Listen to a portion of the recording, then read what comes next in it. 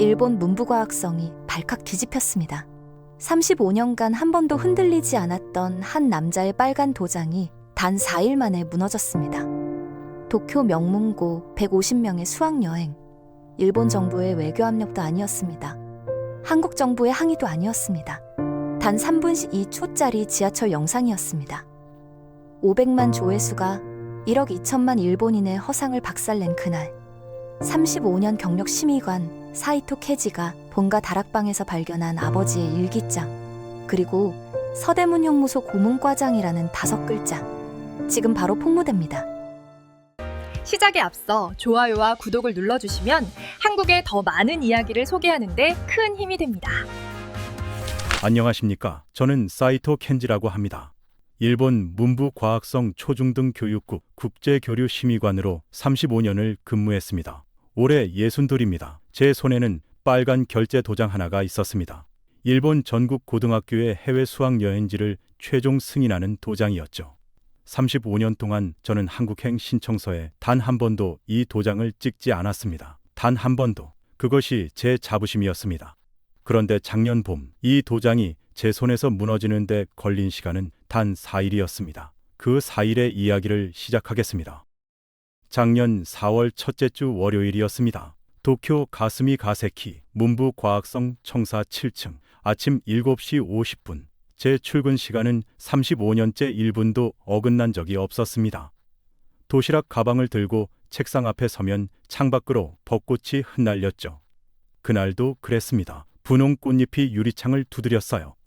저는 잠시 멈춰 그 풍경을 바라봤습니다. 35년간 한 번도 질리지 않은 풍경이었습니다. 자리에 앉자 비서가 차를 내왔습니다. 호지차, 35년째 같은 차였죠. 책상 오른쪽 끝에는 검은 가죽 결제 바인더가 놓여 있었습니다. 손때가 묻어 가죽이 부드럽게 달아 있었어요. 그 옆에는 빨간 인주통, 그리고 인주통 위에 가만히 얹혀있는 작은 나무 손잡이의 결제 도장. 제 이름 3글자가 새겨진 도장이었습니다. 사이토 켄지. 저는 이 도장을 사랑했습니다. 진심으로 사랑했습니다. 이 도장이 무엇을 의미하는지 아십니까? 일본 전국 4,856개 고등학교의 해외 수학 여행지 최종 결제권이었습니다. 어느 학교가 어느 나라에 가는지 제 도장 없이는 단 한 학교도 출국하지 못했습니다. 35년간 저는 그 권한을 쥐고 있었죠. 학교장들이 제 사무실 앞에 줄을 섰습니다. 학부모 회장들이 선물을 들고 왔습니다. 저는 모두 돌려보냈죠. 원칙대로만 결제했습니다. 그것이 제 자부심이었습니다. 타카하시가 결제함을 들고 들어왔습니다. 32살, 제 비서관 5년차, 성실한 친구였죠. 심의관님, 오늘 결제건 47건입니다. 타카하시가 결제함을 책상 위에 내려놨습니다. 저는 가죽 바인더를 펼쳤어요. 첫 페이지는 늘 같은 양식이었습니다. 학교명, 학생수, 인솔교사 목적지, 그리고 교육 목표, 미국 보스턴 8건, 영국 옥스퍼드 11건, 호주 시드니 6건, 싱가포르 4건, 도장이 빨갛게 찍혀 나갔습니다. 그러다 47번째 신청서에서 손이 멈췄습니다. 도쿄 세이린 고등학교, 한국, 서울, 4박 5일, 학생 150명. 저는 헛웃음이 나왔습니다. 타카하시, 이건 또 뭔가? 또 들어왔습니다. 심의관님, 매년 들어오죠. 매년 반려되고요. 타카하시가 어색하게 웃었습니다. 35년간 제 책상에 올라온 한국행 신청서는 정확히 1247건이었습니다. 그리고 승인된 건수는 0건이었죠. 단 한 건도. 저는 한국행 신청서를 결제 바인더 맨 아래로 밀어 넣었습니다. 점심 먹고 반려하지. 한국 따위에 우리 아이들을 보낼 이유가 없으니까. 도시락을 펼쳤습니다. 아내가 싸준 우메보시 도시락. 35년간 같은 메뉴였죠. 저는 한 점 한 점 천천히 먹으며 창밖을 봤습니다. 벚꽃이 졌습니다. 다시 피겠죠. 35년째 그래왔으니까 모든 것이 제자리에 있었습니다. 도쿄도, 문부과학성도, 제 도장도, 그리고 한국행 신청서는 늘 그렇듯 휴지통으로 갈 운명이었습니다. 저는 그렇게 믿었습니다. 그날 아침까지는 분명히 그랬습니다.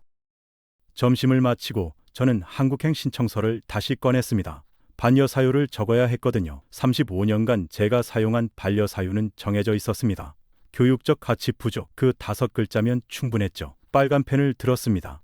그런데 신청서 첫 장을 보다가 손이 멈췄습니다. 인솔교사 칸에 적힌 이름이 눈에 들어왔어요. 나카무라 사유리, 도쿄 세이린고 역사교사, 경력 20년. 그 이름 옆에 작은 메모가 있었습니다. 본인이 자원했다고. 저는 의아했습니다. 한국행을 자원한 일본 교사는 흔치 않았거든요. 보통은 교장이 떠밀어서 가는 경우가 많았죠. 그런데 자원이라니. 저는 신청서를 한 장씩 넘겼습니다. 두 번째 장은 학부모 동의서였습니다. 150명 학부모 중 동의 147명, 반대 3명, 동의율 98%. 35년간 한국행 신청서에서 본 가장 높은 동의율이었습니다. 세 번째 장은 자매 결연 협약서였습니다. 서울 세화고등학교. 들어본 적 없는 학교명이었죠. 협약서 마지막 페이지에 한국 측 담당자 이름이 적혀 있었습니다. 김태준, 역사교사 18년. 그 이름 옆에 작은 글씨로 부기되어 있었어요. 한일 관계사 책 3권 출간, 일본어 통역 자격증 보유. 저는 펜을 내려놨습니다. 뭔가 이상했습니다. 35년간 보던 한국행 신청서와는 결이 달랐어요. 다카하시. 제가 그를 불렀습니다. 다카하시가 종종 걸음으로 들어왔어요. 이 세이린고 건말이야.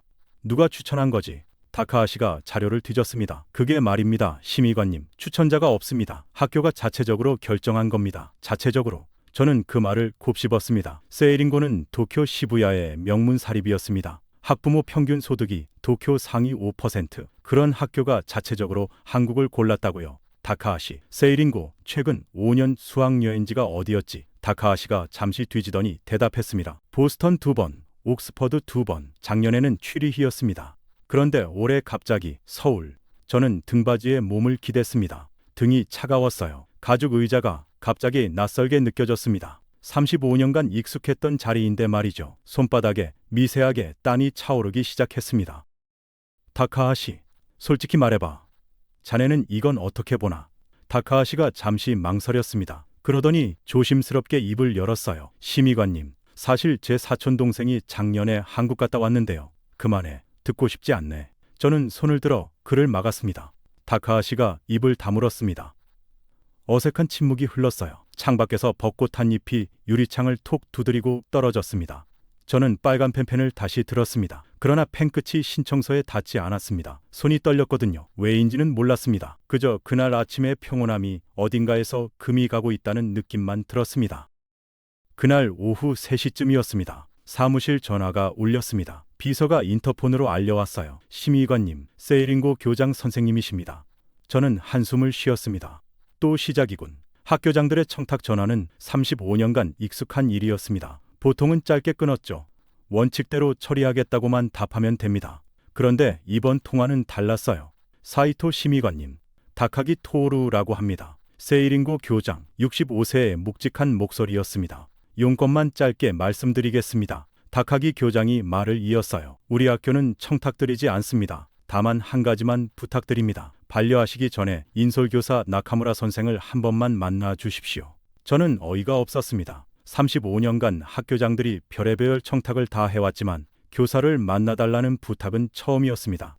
교사가 무슨 권한이 있다고 만나라는 겁니까? 권한이 아니라 이유입니다, 심의관님. 나카무라 선생이 왜 자원했는지 그 이유를 들어보시면 판단이 달라질 겁니다.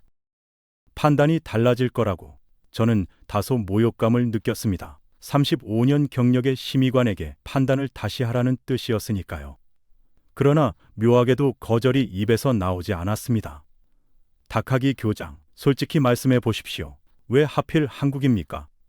보스턴도 옥스퍼드도 잘 다녀오신 학교가 갑자기 왜?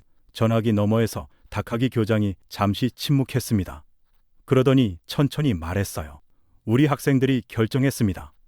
학생들이 직접 투표해서 정했습니다. 한국으로 가고 싶다고요. 학생들이 정했다고. 저는 그 말에 흠칫했습니다. 일본 명문고에서 학생들이 한국을 자기 발로 골랐다는 겁니다. 그것도 보스턴과 옥스퍼드를 제치고요. 다카기 교장이 말을 이었습니다. 솔직히 저도 처음엔 반대했습니다. 그러나 학생회 대표가 가져온 자료를 보고 마음이 바뀌었어요. 무슨 자료입니까? 학생들이 직접 정리한 한일 청소년 교류 백서였습니다. 38페이지짜리. 우리 어른들이 모르는 한국을 학생들이 알고 있더군요. 저는 수화기를 들고 있었지만 아무 말도 하지 못했습니다. 38페이지짜리 백서를 고등학생들이 직접 만들었다고요. 다카기 교장, 일단 알겠습니다. 검토는 해보겠습니다. 그러나 약속은 못 드립니다. 감사합니다. 심의관님, 그것만으로도 충분합니다. 통화가 끊겼습니다. 저는 수화기를 내려놓고 한참을 가만히 있었어요. 책상 위 빨간 도장이 평소보다 묵직해 보였습니다. 단지 기분 탓이겠죠. 35년간 같은 자리에 있던 도장이었으니까요. 그러나 그날따라 도장의 빨간색이 유난히 진했습니다. 마치 누군가의 피처럼 이상한 생각이었습니다. 저는 고개를 흔들었습니다. 35년 경력의 심의관이 도장을 보고 피를 떠올리다니 피곤한가 봅니다. 저는 호지차를 한 잔 더 시켰습니다. 그러나 그날 오후 내내 그 신청서에 빨간 펜이 닿지 않았습니다. 결국 결제 바인더 한쪽에 그대로 끼워둔 채 퇴근했죠. 다음날 처리하자. 그렇게 미루었습니다. 미룬다는 것 자체가 35년 만에 처음 있는 일이었지만 그땐 그 의미를 몰랐습니다. 다음날 화요일 오전 10시 국제교류국 정례회의가 열렸습니다. 7층 대회의실 12명이 둘러앉는 자리였죠. 35년간 같은 자리에서 같은 얼굴들과 회의를 해왔습니다. 그날의 안건 마지막에 세일인고 한국 수학여행권이 올라와 있었어요. 저는 안건지를 책상에 펴놓고 동료들의 의견을 기다렸습니다. 가장 먼저 입을 연 사람은 야마다 차장이었습니다. 58세, 저보다 4년 후배지만 차장 자리에 오른 강경파였죠. 심의관님, 이건 볼 것도 없습니다. 야마다가 안건지를 손가락으로 톡톡 쳤습니다. 한국 따위가 우리 명문고 학생들에게 뭘 가르치겠습니까? 회의실에 가벼운 웃음이 번졌습니다. 다나카 과장이 거들었어요. 55세, 도쿄대 출신, 한국이라는 단어만 들어도 코웃음을 치는 친구였습니다. 반도체 하나 만든다고 선진국 됐다고 착각하는 나라 아닙니까? 그것도 우리가 기술 다 가르쳐준 거고요. 또 웃음이 터졌습니다. 회의실의 분위기는 늘 그랬습니다. 한국 이야기가 나오면 농담거리가 되었죠. 야마다가 다시 입을 열었어요. 한일 합방이 없었으면 그 나라가 어떻게 됐을지 생각해 보세요. 우리가 철도 깔고 학교 세우고 병원 짓고 그 인프라 위에서 지금 자랑하는 거 아닙니까? 다나카가 받았습니다. 본질은 하청업체죠. 삼성이니 현대니 해도 결국 우리 부품 받아서 조립하는 수준이고 또 한 명이 끼어들었어요. 시미즈 과장이었습니다. K-팝이니 K-드라마니 떠들지만 결국 일본 문화 베낀 거잖아요. 베껴서 싸게 파는 게 한국 모델이죠. 저는 그 농담들을 들으며 가만히 앉아 있었습니다. 35년간 이런 회의에 익숙해진 사람이었으니까요. 저도 그 자리에 동조하는 한 사람이었습니다. 다카하시만 회의실 구석에 앉아 표정 없이 노트를 쓰고 있었어요. 그러나 그날따라 동료들의 농담이 묘하게 거슬렸습니다. 어제 다카기 교장의 한마디가 머릿속에 남아 있었거든요. 학생들이 직접 결정했습니다. 38페이지짜리 백서를 학생들이 만들었습니다. 저는 헛기침을 한번 했습니다. 회의실이 조용해졌어요. 여러분, 저도 같은 생각입니다. 한국행은 교육적 가치가 부족합니다. 그러나 이번 건은 약간 특이합니다. 학생들이 직접 자료를 만들어 결정했다고 합니다. 야마다가 코웃음을 쳤어요. 학생들이 뭘 알겠습니까? K-팝 보고 한국 가고 싶다는 거지요. 다나카도 거들었습니다. 심의관님, 35년 원칙을 깨실 겁니까? 지금까지 한 건도 승인 안 하신 게 우리 부서의 자존심 아니었습니까? 회의실의 시선이 모두 제게 쏠렸습니다. 저는 잠시 말을 잃었어요. 35년의 원칙, 한 건도 승인 안 한 자존심, 그 무게가 갑자기 묵직하게 느껴졌습니다. 마치 누가 제 어깨를 짓누르는 것처럼요. 바로 그때였습니다. 회의실 문이 똑똑 두드려졌어요.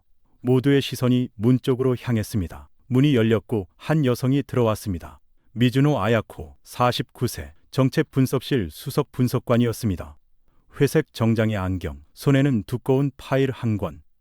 회의실의 감정의 온도가 없어지는 듯한 인물이었어요. 저는 그녀와 같은 부서에서 12년을 같이 일했습니다.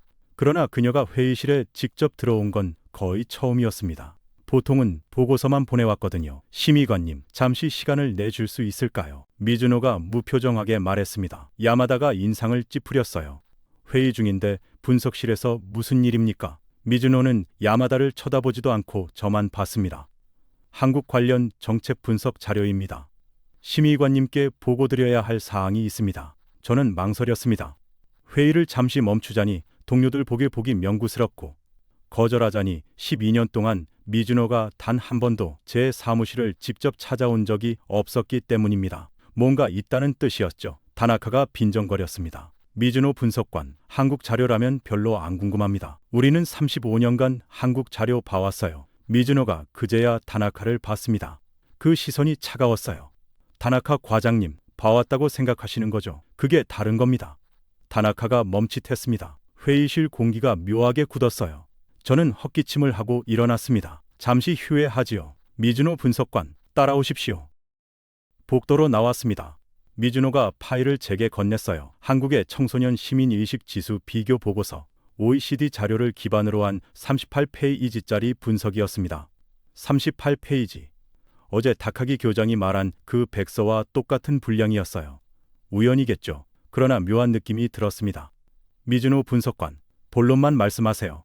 미즈노가 파일을 펼치지 않은 채 말했습니다. 심의관님, 저는 데이터로만 말씀드리겠습니다. 한국의 청소년 시민의식 지수는 OECD 38개국 중 7위입니다. 일본은 23위입니다. 저는 그 숫자를 듣고 헛웃음이 나왔습니다. 미즈노 분석관, 그 데이터 어디서 받았습니까? 한국 정부 발표 아닌가요? OECD 공식 통계입니다. 심의관님, 미즈노가 안경을 살짝 올렸어요. 그리고 사회 신뢰 지수 일본 16위, 한국 9위, 지하철 질서 평가 일본 11위, 한국 4위, 사회적 약자 배려 지수 일본 19위, 한국 6위.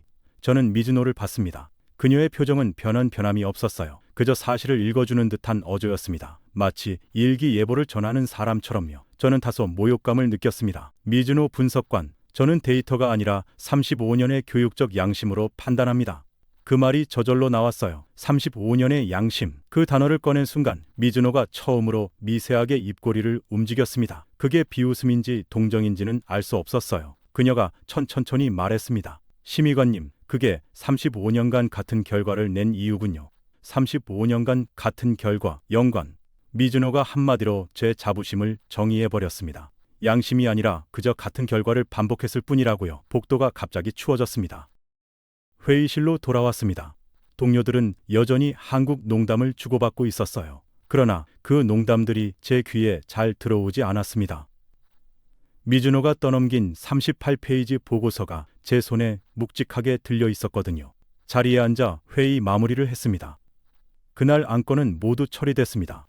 그러나 한국행 건만 결정을 미루었어요.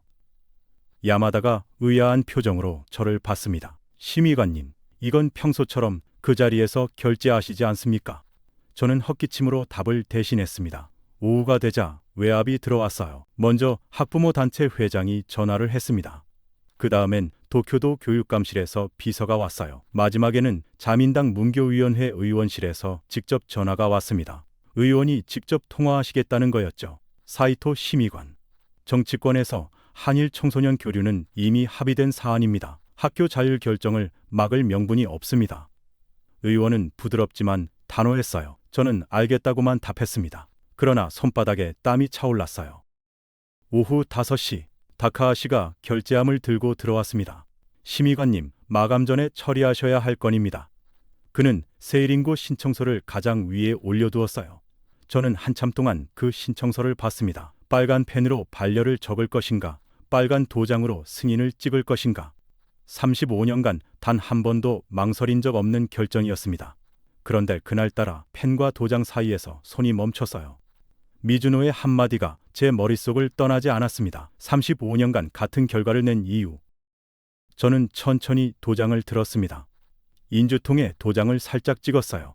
빨간 인주가 도장 끝에 묻었습니다.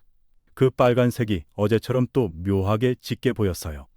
저는 신청서의 도장을 가져갔습니다. 그러나 도장이 종이에 닿기 직전에 손이 다시 멈췄어요. 다카하시, 자네 의견은 어떤가? 다카하시가 잠시 머뭇거렸습니다. 저는 다카하시, 한 번쯤은 보내봐도 좋을 것 같습니다. 어떤 결과가 나오는지 직접 확인하시는 것도. 그 말이 묘하게 결정타가 됐어요. 저는 도장을 종이에 찍었습니다. 도장이 종이를 누르는 그 짧은 순간 평소보다 무겁게 느껴졌습니다. 빨간 도장 자국이 신청서 한가운데에 진하게 박혔어요. 35년 만에 처음 한국행 수학여행이 승인되는 순간이었습니다. 그러나 저는 한 줄 메모를 작게 적어두었어요. 사후 평가서 반드시 제출. 이번 한 번뿐이다. 다녀와서 후회할 거다. 그것이 그날의 제 마지막 자존심이었습니다. 세일인구 150명이 한국으로 떠난 날은 4월 셋째 주 수요일이었습니다. 그날 아침 신문에 짧은 기사가 났어요. 도쿄 명문고 35년 만에 한국행 수학여행. 단신이었지만 제 이름이 거기 있었습니다. 사이토 켄지 심의관 승인. 5글자가 활자로 박혀 있는 걸 보니 묘한 기분이 들었어요. 35년간 제 이름은 늘 반려 결정에만 붙어 있었거든요. 그날 출근길 지하철에서 그 신문을 2번 접어 가방에 넣었습니다. 누가 볼까봐 그런 게 아니라 제가 다시 보지 않으려고요. 사무실에 도착하니 야마다가 기다리고 있었습니다. 표정이 굳어 있었어요. 심의관님, 결국 보내셨군요. 야마다의 목소리에 실망이 묻어 있었습니다. 35년의 동지를 잃은 듯한 어조였죠. 저는 가만히 자리에 앉았습니다. 야마다, 한 번뿐이야. 사후 평가서 받아보면 답이 나올 거야. 야마다가 고개를 끄덕였습니다. 그러나 그날따라 야마다의 얼굴이 평소보다 더 늙어 보였어요. 35년간 같이 일한 동료의 늙음을 처음으로 발견한 것 같았습니다. 저는 평소처럼 결제를 처리했어요. 그날도 47건, 미국 8건, 영국 9건, 호주 7건. 도장이 빨갛게 찍혀 나갔습니다. 그러나 도장을 쥔 손이 자꾸 어색했어요. 어제 한국행에 찍은 그 도장이었거든요. 같은 도장인데 묘하게 다르게 느껴졌습니다. 점심시간이 되자 저는 도시락을 꺼냈어요. 아내가 싸준 우메보시 도시락, 35년간 같은 메뉴. 그런데 그날따라 우메보시의 신맛이 평소보다 강하게 느껴졌습니다. 입안에 오래 남았어요. 목요일이 지나갔습니다. 금요일이 지나갔습니다. 토요일에는 출근하지 않았어요. 평소 같으면 주말에도 한 번씩 출근하는 게 제 루틴이었습니다. 그런데 그 주말은 집에서 가만히 보냈어요. 아내가 의아한 표정으로 물었습니다. 여보, 무슨 일 있어요? 저는 고개를 저었어요. 그저 좀 피곤해서. 사실은 핸드폰을 만지작거리며 인터넷 검색을 하고 있었어요. 새1인구, 한국 수학여행. 검색창에 그 키워드를 쳤다가 지웠다가를 반복했습니다. 결국 검색 버튼을 누르지 못했어요. 무엇이 나올지 두려웠던 겁니다. 월요일이 됐습니다. 출장 4일째. 학생들은 화요일 저녁에 돌아올 예정이었어요. 저는 평소처럼 출근했습니다. 가방을 책상에 내려놓고 자리에 앉았어요. 그때 책상 위에 작은 USB 하나가 놓여 있는 걸 발견했습니다.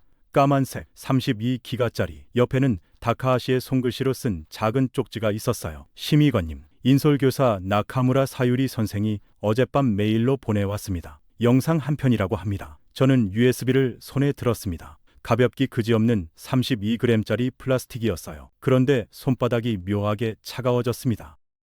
저는 사무실 문을 닫았습니다. 컴퓨터에 USB를 꽂았어요. 폴더가 열렸습니다.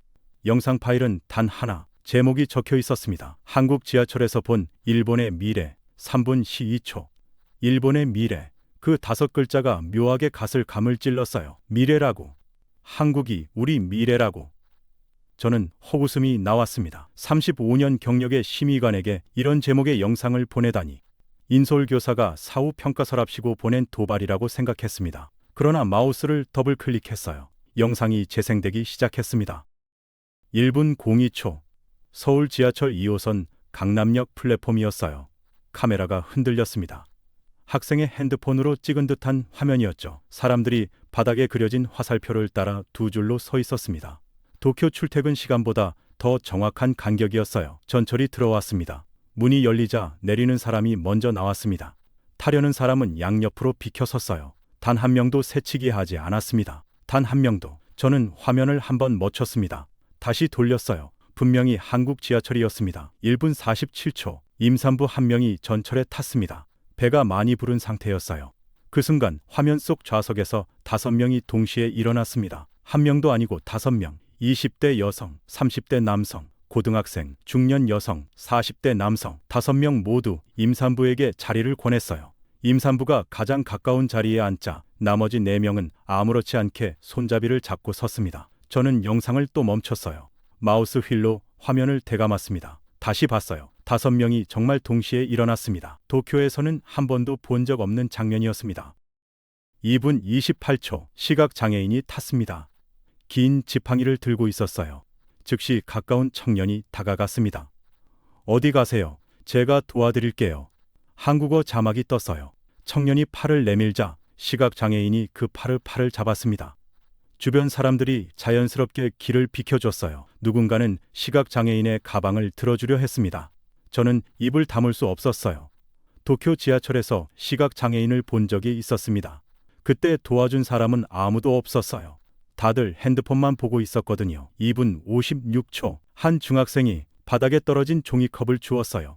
자기 쓰레기가 아니었습니다. 그냥 주워서 주머니에 넣었어요. 영상이 끝났습니다. 3분 12초. 검은 화면이 떴습니다.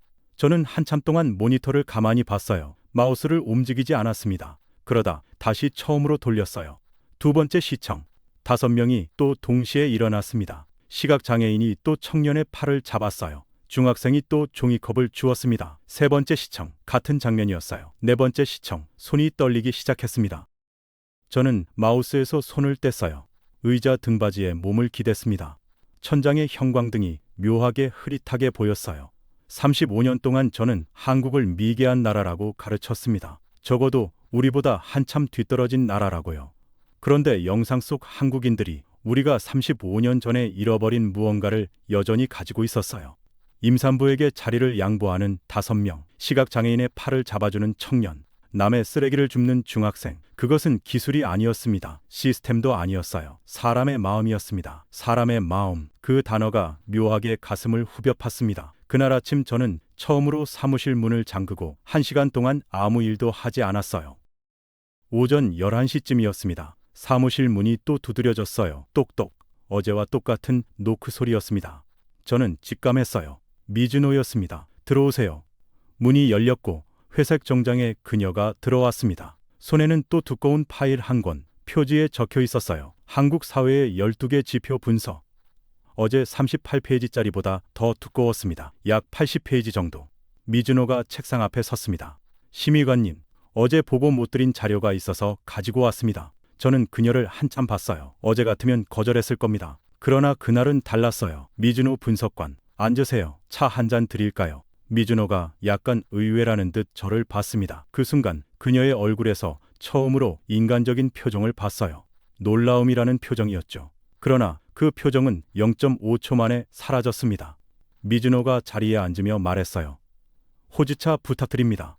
저는 비서에게 호지차 2잔을 부탁했습니다. 그리고 미즈노 앞에서 그녀의 파일을 펼쳤어요. 첫 페이지는 OECD 청소년 행복도 지수였습니다. 한국 8위, 일본 31위. 두 번째 페이지는 학교 폭력 비율, 한국이 일본의 절반 수준이었어요. 세 번째 페이지는 학생 1인당 교육 투자액, 한국이 일본보다 18% 높았습니다.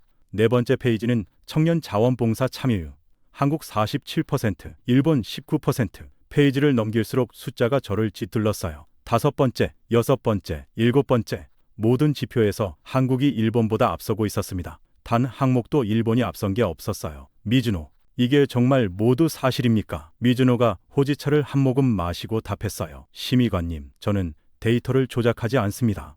OECD 공식 통계, UN 청소년 개발 지수, 그리고 한국 교육부의 자체 공표 자료, 모두 검증된 출처입니다. 저는 페이지를 더 넘겼습니다.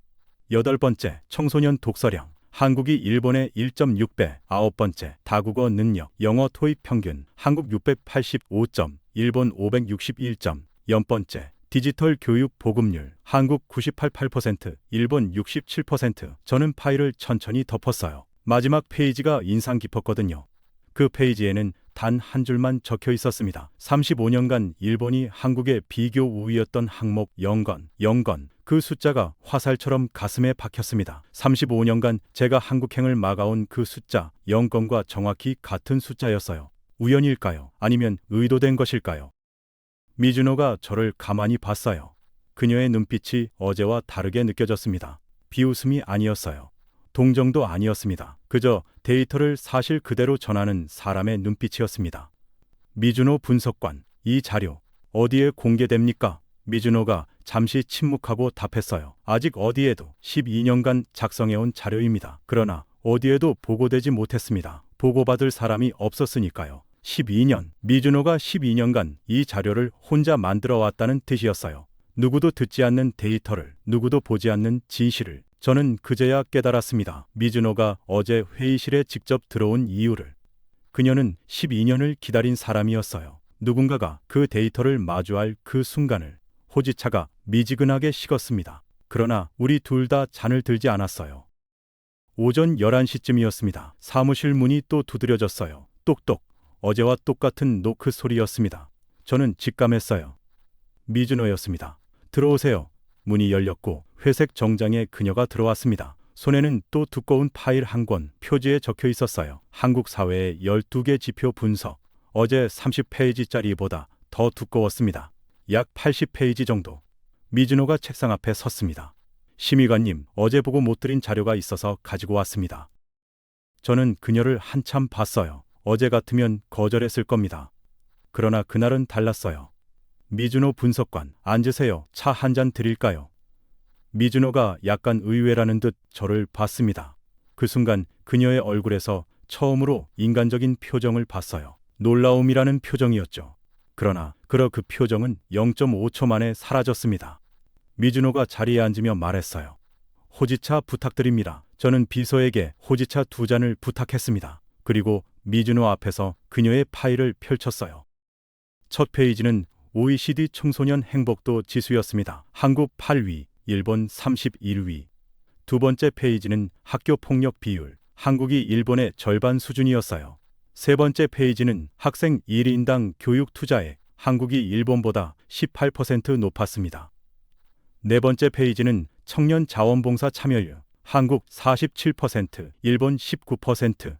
페이지를 넘길수록 숫자가 저를 짓눌렀어요. 다섯 번째, 여섯 번째, 일곱 번째. 모든 지표에서 한국이 일본보다 앞서고 있었습니다. 단 한 항목도 일본이 앞선 게 없었어요.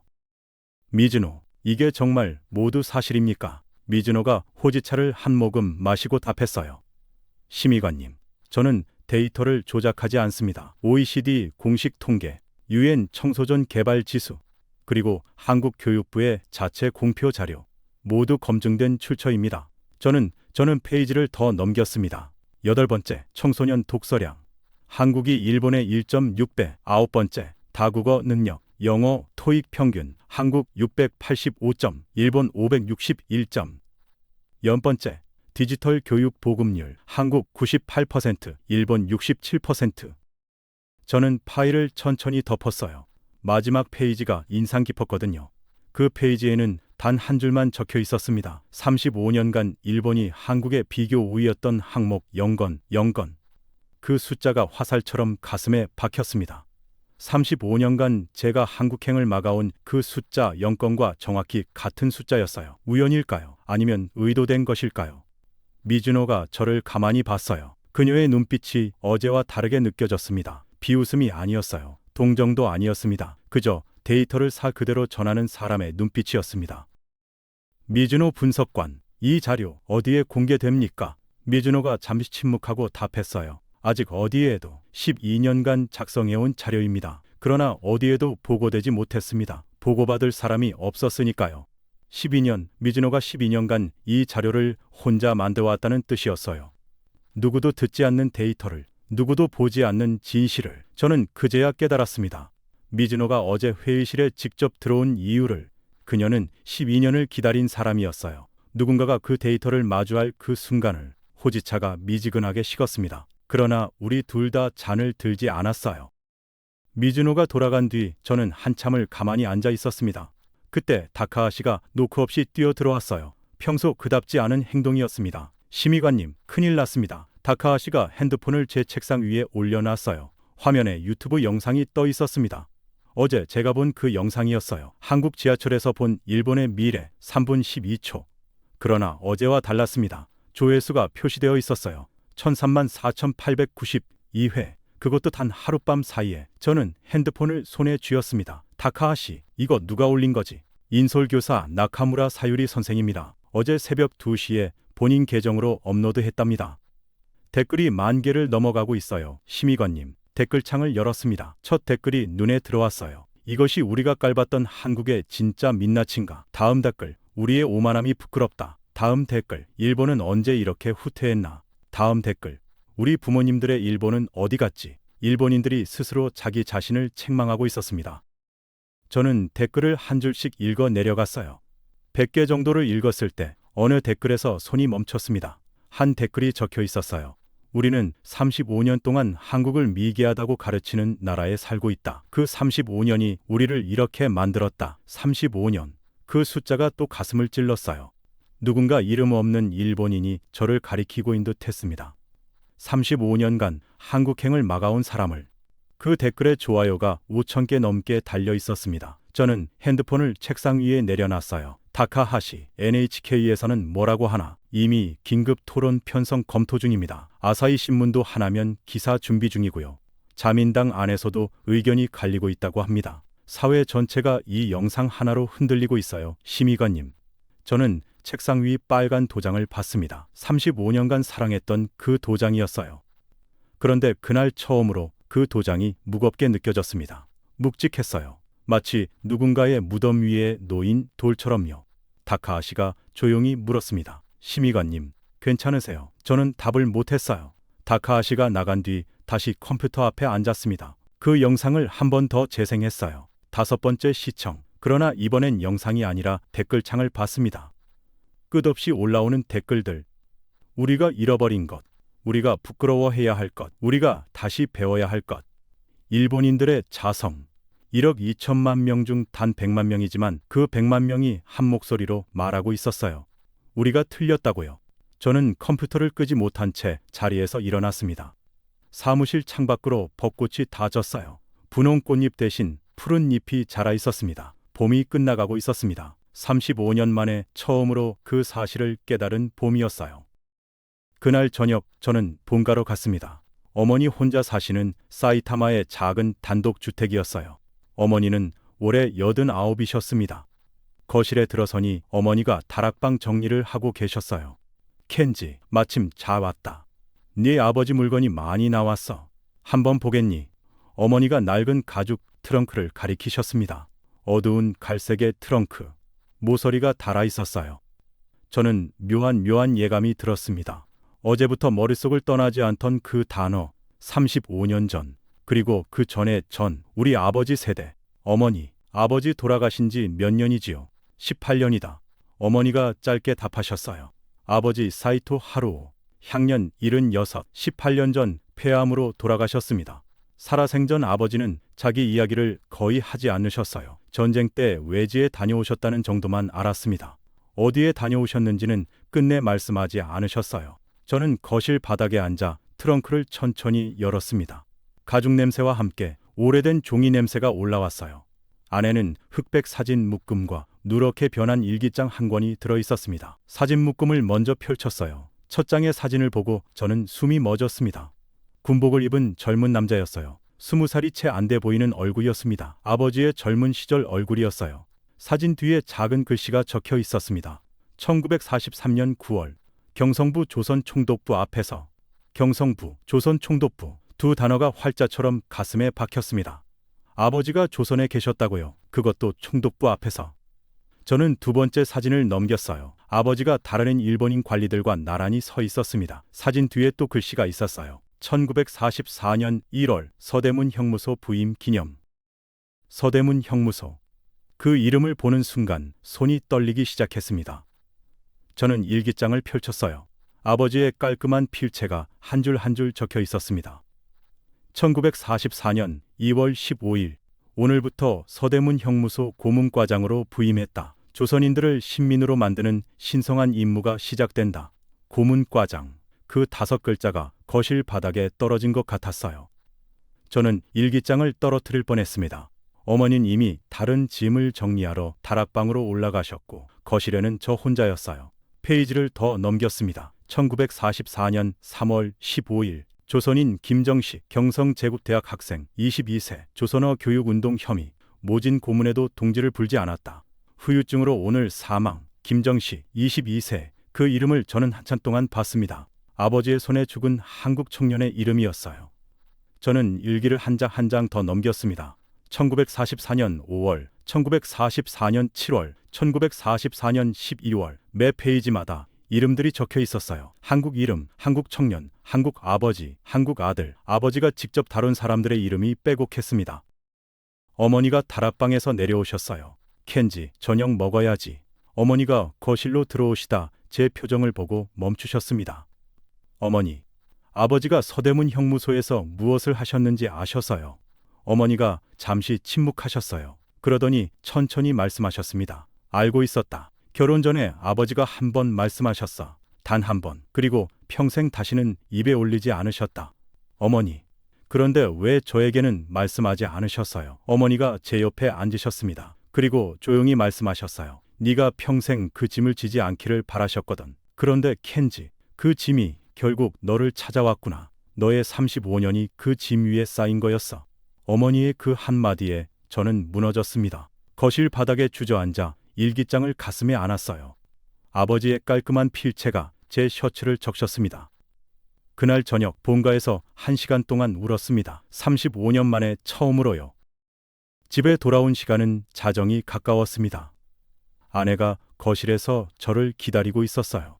가방 안에 일기장과 사진 묶음이 들어 있었습니다. 여보, 어디 다녀와요? 본가에 다녀왔어. 아내가 제 얼굴을 보더니 더는 묻지 않았습니다. 35년을 같이 산 아내였어요. 제 표정만 봐도 무슨 일이 있었는지 알아챘죠. 아내가 차 한 잔을 내려놓고 침실로 들어갔습니다. 저는 서재로 갔어요. 책상 위에 일기장을 펼쳤습니다. 새벽 1시였어요.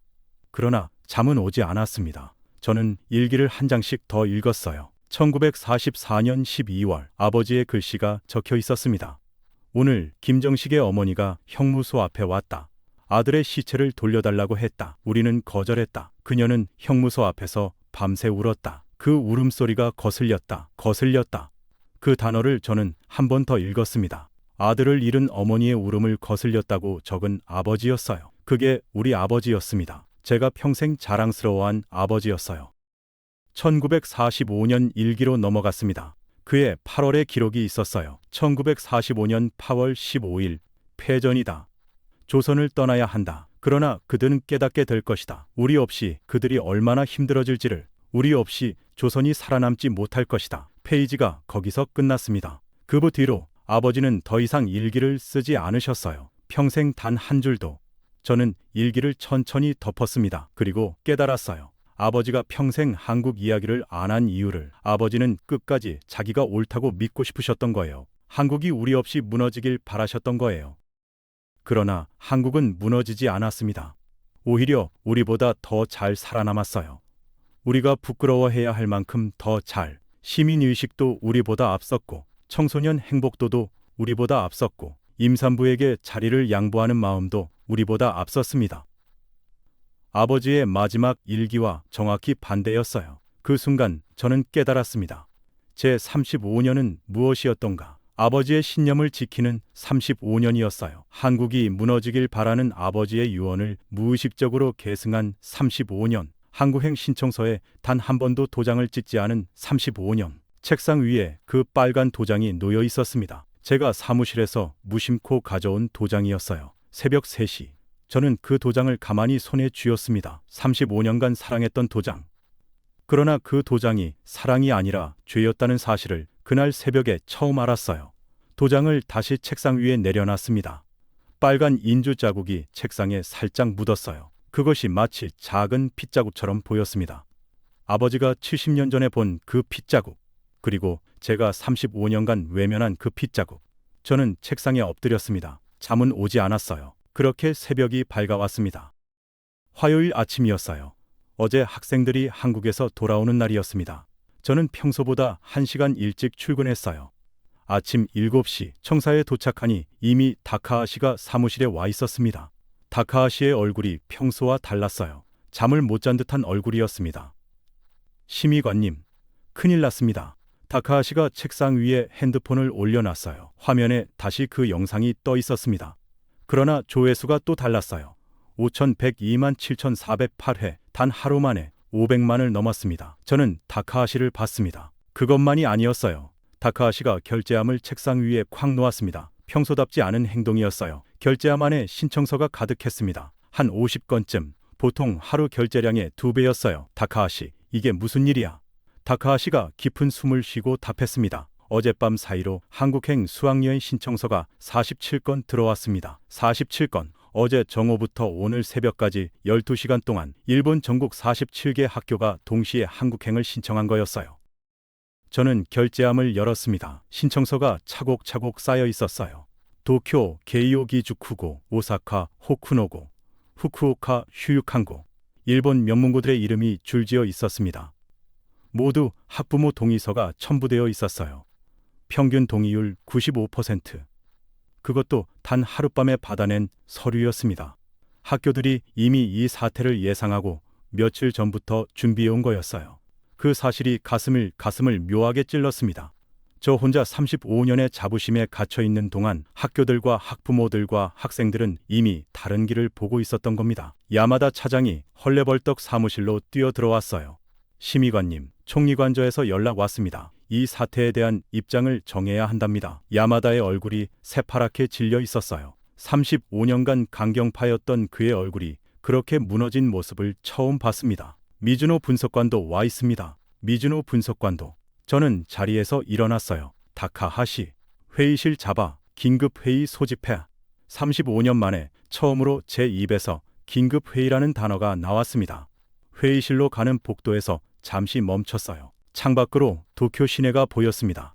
평소 같으면 평온해 보였을 풍경이었어요. 그러나 그날따라 도쿄 전체가 흔들리고 있는 것처럼 느껴졌습니다. 500만 조회수, 47개 학교, 1억 2천만 일본인. 그 모든 숫자가 한쪽 방향을 가리키고 있었어요. 그리고 그 방향 끝에 35년간 한국행을 막아온 한 남자가 있었습니다. 사이토 트케지. 그 남자가 바로 저였어요. 저는 회의실 문 앞에 섰습니다. 손잡이를 잡았어요. 손잡이가 차가웠습니다. 그러나 어제 USB를 잡았을 때처럼 두렵지는 않았어요. 두려움 대신 한 가지 결심이 가슴에 들어차 있었습니다. 오늘은 다른 길로 가자. 35년 만에 처음으로요. 회의실에 15명이 모였습니다. 차장 3, 과장 5, 분석관 3, 사무관 4, 35년 만에 처음 보는 인원수였어요. 야마다 차장이 가장 먼저 입을 열었습니다. 심의관님, 47건 전부 반려해야 합니다. 영상 하나 때문에 35년 원칙을 깨면 우리 부서가 무너집니다. 다나카 과장이 거들었어요. 학교들이 분위기에 휩쓸린 겁니다. 한 달만 지나면 진정될 거예요. 시미즈 과장도 한마디 했습니다. 한국 따위에 우리 명문고도들이 줄을 선다니 일본의 자존심 문제입니다. 회의실에 또 한국 따위라는 말이 나왔어요. 그 단어가 어제까지는 제 입에서도 자연스럽게 나왔던 단어였습니다. 그런데 그날은 달랐어요. 그 단어가 묘하게 거슬렸습니다. 마치 70년 전 김정식의 어머니의 통곡을 거슬려 한 아버지처럼요. 같은 단어가 두 세대를 이어 입에서 나오고 있었어요. 저는 손을 들어 야마다를 막았습니다. 잠시만요. 미즈노 분석관 의견 듣고 싶습니다. 야마다가 의아한 표정을 지었어요. 35년간 회의에서 분석관의 의견을 직접 청한 적이 없었거든요. 미즈노가 자리에서 일어났습니다. 회색 정장, 두꺼운 파일, 어제와 같은 모습이었어요. 그러나 그날의 그녀는 달랐습니다. 12년간 누구도 듣지 않던 데이터를 드디어 회의 앞에 펼치는 사람의 얼굴이었어요. 미즈노가 한 페이지씩 펼쳤습니다. 첫 페이지, OECD 청소년 치밀의식 지수, 한국 7위, 일본 23위. 두 번째 페이지, 사회신변지수, 한국 9위, 일본 16위. 세 번째, 학교폭 폭력 발생률, 한국이 일본의 절반. 네 번째, 청년 자원보험사 창여율, 한국 47%, 일본 19%. 회의실이 점점 조용해졌어요. 야마다가 미즈노의 자료를 받아 한 장씩 넘겼습니다. 그의 얼굴이 점점 굳어갔어요. 다섯 번째, 청소년 행복도, 한국 8위, 일본 31위. 여섯 번째, 학생 1인당 교육 투자액, 한국이 일본보다 18% 높음. 일곱 번째, 디지털 교육 보급률, 한국 98%, 일본 67%. 미즈노가 마지막 페이지를 펼쳤어요. 한국 정부의 청년정책 예산 비중, 한국이 일본의 2배. 그 페이지 위에 그녀가 단 한 줄을 더 적어두었습니다. 우리는 35년간 한국이 우리보다 뒤떨어졌다고 믿어왔습니다. 그러나 데이터는 정확히 그 반대입니다. 다나카 과장이 손을 들었어요. 미즈노 분석관, 한국 편을 드는 겁니까? 미즈노가 그를 가만히 봤습니다. 그리고 한마디로 답했어요. 다나카 과장님, 저는 편을 드는 게 아닙니다. 숫자를 확인한 겁니다. 회의실에 침묵이 흘렀어요. 그 침묵 속에서 야마다 차장이 천천히 자리에 무너지듯 앉았습니다. 35년간 강경파였던 그가 머리를 두 손으로 감쌌어요. 다나카도 자리에 앉았습니다. 시미즈도 고개를 숙였어요. 저는 그 광경을 한참 봤습니다. 35년의 회의실 권력 구도가 한 페이지의 데이터 앞에 무너지는 순간이었어요. 그리고 그 한 페이지를 12년간 혼자 만들어 온 사람이 미즈노 아야코였습니다. 회의실의 진짜 권력자는 35년의 도장이 아니라 12년의 데이터였어요. 저는 그제야 깨달았습니다. 그날 밤 저는 다시 본가로 갔습니다. 어머니는 거실에서 텔레비전을 보고 계셨어요. NHK 긴급 토론이 방송되고 있었습니다. 진행자가 말했어요. 일본 사회는 35년간 한국을 어떻게 봐왔는가? 그 질문이 거실에 울렸습니다. 어머니가 저를 보시고 텔레비전을 끄셨어요. 켄지, 일기장 더 보고 가려고 왔니? 네 어머니, 마지막 페이지를 다시 보고 싶어서요. 저는 거실 바닥에 앉아 일기장을 펼쳤어요. 1945년 8월 15일 아버지의 마지막 일기였습니다. 패전이다. 조선을 떠나야 한다. 그러나 그들은 우리 없이 살아남지 못한다. 저는 그 문장을 손가락으로 짚었어요. 아버지의 신념이 그 한 문장에 농축되어 있었습니다. 그리고 80년이 지난 지금 한국은 우리 없이 살아남았을 뿐 아니라 우리를 넘어섰어요. 시민의식도, 청소년 행복도도, 사회 신뢰 지수도 아버지가 가장 잘못 본 한 가지였습니다. 어머니, 아버지는 끝까지 후회하지 않으셨나요? 어머니가 천천히 답하셨어요. 후회는 산 사람의 몫이다, 캐지. 죽은 사람이 후회할 수는 없어. 너의 아버지는 평생 침묵으로 그 짐을 짊어지셨다. 그것이 후회의 한 형태였을지도 모르지. 그러나 진짜 후회는 살아있는 너의 몫이야. 어머니가 제 손을 잡으셨어요. 캐지, 네가 35년간 막아온 그 길을 이제 열어줘라. 그것이 너의 아버지를 풀어드리는 길이다. 어머니의 손은 따뜻했습니다. 저는 일기장을 가방에 넣었어요. 그리고 흑백 산묶음도 함께. 어머니, 이거 다 제가 가져가도 될까요? 어머니가 고개를 끄덕이셨습니다. 그것들이 가야 할 곳이 있다면 네가 가져가렴. 저는 가방을 메고 집을 나섰어요. 사이타마 밤하늘에 별 몇 개가 떠 있었습니다. 80년 전 아버지가 경성에서 본 것과 같은 별이었을 거예요. 그러나 그 별 아래의 두 나라는 너무 달라졌습니다. 한쪽은 자랑할 만한 시민의식을 가졌고 한쪽은 그것을 잃었어요. 저는 가방을 꼭 쥐고 천천히 집으로 향했습니다. 일본으로 돌아온 다음 날 아침, 저는 평소처럼 7시 50분에 사무실에 도착했어요. 책상 위에 빨간 도장이 그대로 놓여 있었습니다. 35년간 사랑했던 도장. 다카하시가 차를 내왔어요. 심의관님, 오늘은 결제건이 적습니다. 저는 고개를 끄덕였습니다. 그리고 책상 서랍에서 흰 봉투 하나를 꺼냈어요. 어젯밤 집에서 미리 써둔 사직서였습니다.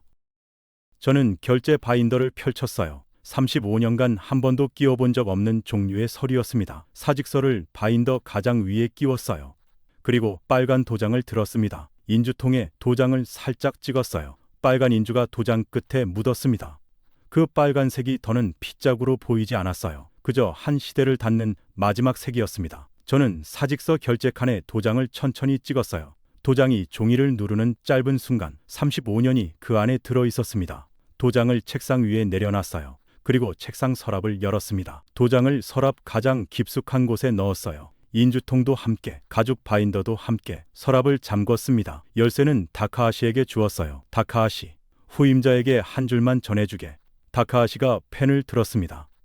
저는 천천히 말했어요. 한국행은 막지 마시오. 우리 아이들의 미래입니다. 다카하시가 그 한 줄을 받아 적었어요. 그러더니 고개를 깊이 숙였습니다. 35년의 한 시대가 그렇게 서랍 안에서 잠궈졌어요. 여러분, 35년이라는 시간이 무엇인지 아십니까? 한 사람이 자기 신념을 진실이라고 믿어버리는 시간입니다. 저는 그 35년 동안 한국을 미개하다고 가르쳤어요. 아버지의 신념을 무의식적으로 지키면서요. 그러나 그것은 양심이 아니라 거대한 착각이었습니다. 진짜 미개했던 사람은 한국이 아니라 저였어요. 한국이 우리 없이 살아남지 못할 것이라던 아버지의 마지막 일기. 그 일기와 정확히 반대로 한국은 살아남았을 뿐 아니라 우리를 넘어섰습니다. 그것은 기술의 승리가 아니었어요. 시스템의 승리도 아니었습니다. 묵묵히 자리를 양보하는 5명, 시각장애인의 팔을 잡아주는 한 청년, 남의 쓰레기를 줍는 한 중학생, 그 사람들의 마음이 만든 승리였습니다. 한국인이 70년간 조용히 쌓아온 정직한 노력의 승리였어요. 여러분, 한국에 대해 잘못 알고 계신 분이 있다면 부디 그 편견을 한 번만 내려놓아 주세요. 한국은 더 이상 우리의 옛 식민지가 아닙니다. 우리가 배워야 할 이웃이에요. 도장은 진실을 막을 수 없습니다. 서둘러야 할 쪽은 우리 일본입니다. 지금까지 사이토 케지가 경험한 충격적인 이야기였습니다. 대한민국의 시민의식이 더 많은 분들께 알려질 수 있도록 이 영상을 널리 공유해 주세요. 구독과 좋아요도 부탁드립니다. 지금까지 정담 채널이었습니다. 감사합니다.